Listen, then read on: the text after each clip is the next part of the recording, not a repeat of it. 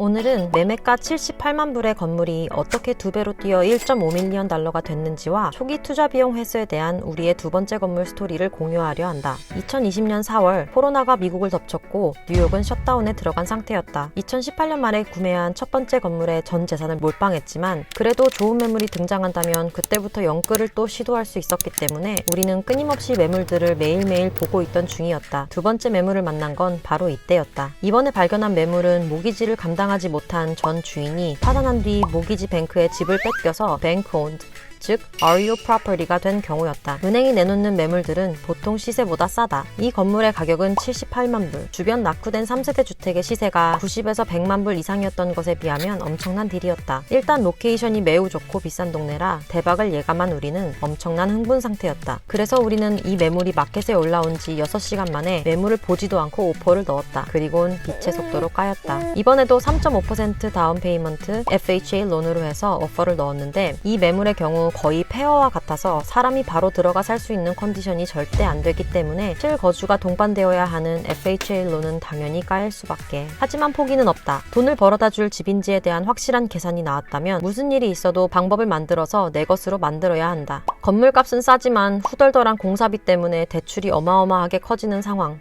첫 번째 건물은 인테리어 공사만 했기 때문에 전체 공사비가 10만 불 좀 넘게 들었지만 이번엔 달랐다. 이 집은 사람이 살았던 흔적도 남아있지 않을 만큼 오래 비어 있어서 폐허인데다가 이 동네에서 건물 좀 여러 개 있다는 주택 투자자들도 이 건물의 상태를 보고서는 다들 두 손 들고 후퇴할 정도였으니 건물 뼈대와 외관만 남겨두고 싹 다 새로 할 예산이 35만 불이었다. 모기지 론 뱅커와 긴 상담 끝에 찾은 하나의 솔루션. 리모델링 공사 비용을 전부 모기지에 합칠 수 있는 FHA 203K 론으로 바꿔서 오퍼를 다시 한번 넣었다. FHA 203K 론은 결국 건물값 78만 불 플러스 공사비 35만 불에서 우리의 시드머니였던 7만 불을 제외한 모두, 즉 토탈 1.1밀리언을 대출받는 상품이었다. 이때는 많은 회사들이 레이오프를 진행하던 때라 14억이 넘는 빚을 저질러 놓고 직장에서 잘릴까봐 나와 남편 둘 다 두 다리를 뻗고 잘 수 없는 나날들을 보냈다. 4개월의 긴 기다림과 여러 가지 자잘한 조율 끝에 드디어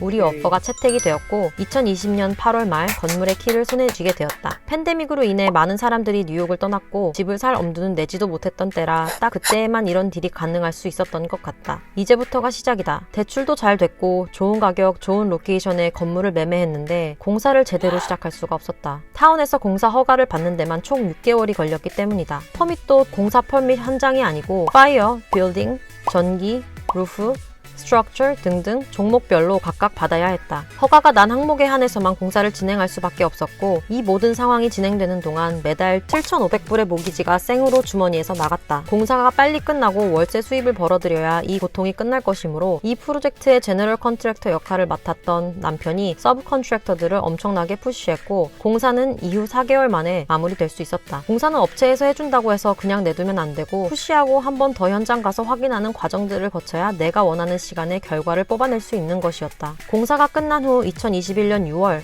우리는 리파이낸스를 통해 건물 가격을 새로 측정받았고 그 결과는 무려 1.5 million dollars. 우리의 예상을 뛰어넘은 금액이었다. 78만 불 매매가에 공사비 35만을 더한 초기 비용 1.1밀리언에서도 무려 40만 불이 남는 금액이었다. 그 40만 불은 고스란히 내 돈이 되어서 리파이낸스 룰에 따라 40만 불의 대부분은 지분의 25%를 만드는 데 사용하고 나머지 돈 7만 불 정도는 캐시아웃을 할 수 있었다. 이 돈은 우리의 초기 투자 비용을 회수한 셈이 되었고 훗날 건물 3, 4번을 사는데 큰 도움을 주게 된다. 지분이 올라감에 따라 매달 내는 모기지 또한 현저히 줄게 되었다. 달에 7,500불이었던 모기지가 6,100불로 뚝 떨어졌다. 물론 2021년 여름 리파이낸스 당시 이자율이 2.99%로 역대 최저 이자율이었던 격을 본 것도 있었지만 애초에 싸고 좋은 딜을 찾은 것과 깔끔한 리모델링도 큰 역할을 해줬다. 한 번 해봤으니 두 번째는 쉬울 줄 알았는데 리턴이 큰 만큼 마음고생도 엄청났던 두 번째 딜이었다. 역시 부동산은 케바케가 맞다.